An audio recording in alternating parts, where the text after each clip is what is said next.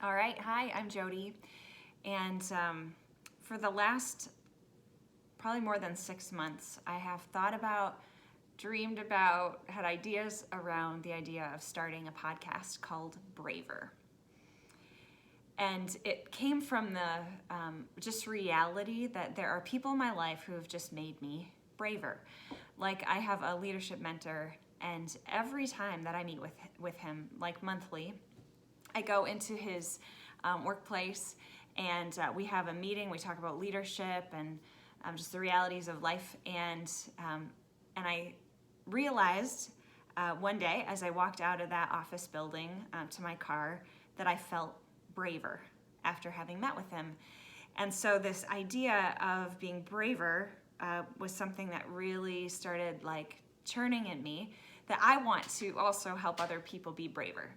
To have people think about and be encouraged to take bold steps and to live without fear restricting them. And so anyway, so it's ironic in some ways that I have hesitated, but now's the time. In fact, it was just the other day that a good friend of mine said, Jody, you need to get out there and share a message. People need encouragement. This is a really challenging time. This is an opportunity for you, Jody, to share with people and to encourage people. And so, I needed that. I needed her to help me be braver. And so, we'll never be ready, but I'm starting today. I want to share with you an encouragement to be brave in this time.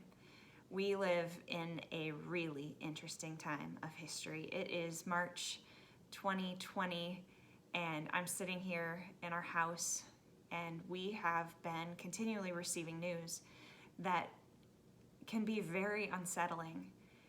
We don't exactly know what the implications are of the coronavirus, but one thing we know is that we've been told we need to be staying at home. We need to take good care of ourselves, take good care of our families, and pause. And I think we just don't know how to do that very well. And I am one of those people. I have been learning how to pause, how to stop, how to slow down, and how to just take a breath. And interestingly enough, this opportunity that many of us have, not all of us have, but to have a quieter moment in our lives causes us some consternation because it's something new to us. So I've been thinking about the Good Shepherd because here's the deal. I'm a Christ follower. For some reason, it's even a little bit difficult for me to share that because I know that this video is going to reach people in my life, maybe particularly from high school, who might not know that I'm a Jesus follower, and there is nothing to be afraid of in that. In fact, the reality is that I believe that there is a peace available to those who call on the leadership of the Good Shepherd, Jesus Christ. And so today I'm being braver by sharing that on this platform with the hope that you would be encouraged to know who he is. So there's a book in the Bible called Psalms, and there is a psalm that probably is the most famous of all. It's Psalm 23, and we're really used to hearing it more often like at funerals, but it is such an incredible passage of the Bible. And so over the next few days, I'm going to make just some short videos and bring us to some truths that are found in Psalm 23.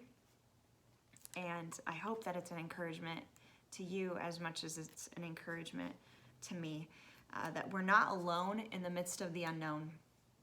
We have a good shepherd who cares about us. So I'll start with Psalm 23. I'm reading from the English Standard Version.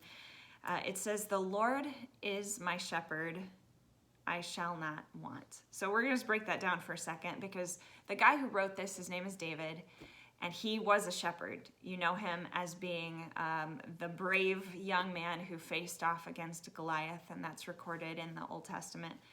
So it's interesting that David is writing this down in Psalm 23, and he says, "The Lord is my shepherd." David knew some things about shepherding, And he knew that there was need for a good shepherd, and he knew the Lord was his shepherd. And so he says in a very definitive statement, "The Lord is my shepherd." And then he right away says, "I shall not want." Again, a really definitive statement. I shall not want. A couple versions say, "I have all that I need." And another is, "I lack no good thing." Think about that. So in view of the fact that I know the Lord as my shepherd, I have all that I need. I shall not want.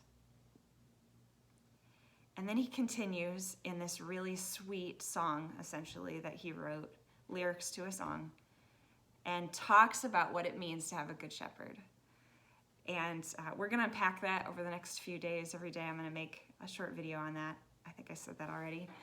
And we're going to talk about what it means to be found in the care of a good shepherd. What's a good shepherd look like? What's a good shepherd do? What are characteristics of a good shepherd? And why in the world does it matter to us? And so I guess I'm going to just leave it at that. If you don't know Jesus as your good shepherd, I would just encourage you to be open to that. This is a time where we're asking questions and wondering some things and trying to sort out what is our firm foundation in life. What do we count on when it feels like everything looks really different than it did even a week ago or 2 weeks ago or a month ago? And my encouragement to you is to just consider coming under the caring, loving, strong, steadfast leadership of the Good Shepherd. So that's it for now. And I look forward to connecting with you on social media. Post some thoughts here if you have some questions, whatever, and I'll see you tomorrow.